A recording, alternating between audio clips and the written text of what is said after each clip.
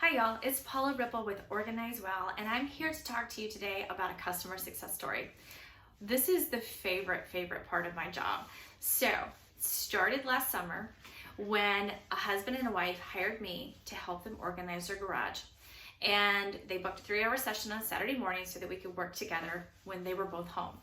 And we are in the sorting and consolidating stage of the project when I start to bring down 3 big heavy boxes from the top shelf. And I watched the husband's whole demeanor just change. And he said, "Oh, don't even bother touching those. Those are photos from my mother's house.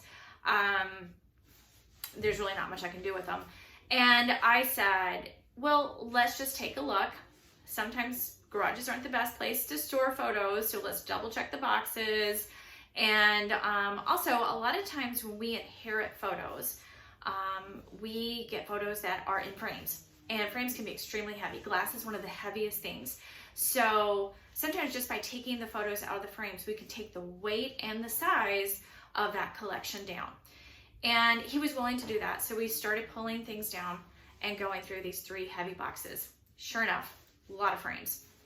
So as I'm taking photos out of frames and we're going through this, we're making really happy discoveries. We're finding that his mom or her sisters had written on the back of a lot of these photos. So what he perceived as being kind of an unknown box of things that had like a lot of emotional weight, he's making all these wonderful discoveries of who's in these photos and when the photos were taken.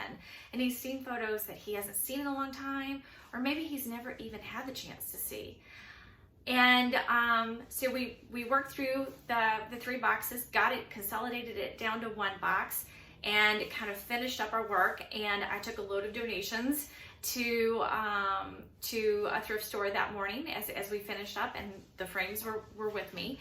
And then just this last week I ran into his wife, and she was showing me photos of their completed garage project.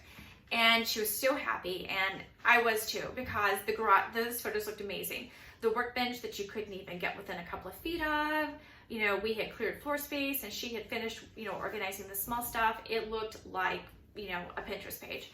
But she told me, "Hey, and you remember those photos?" She goes, "My husband kept going through those. He went ahead and organized what was left. We're down to a stack about yay high. And more importantly, is we found a lot of photos of his aunts that he was able to share with his nieces, and they were very, very happy to have them."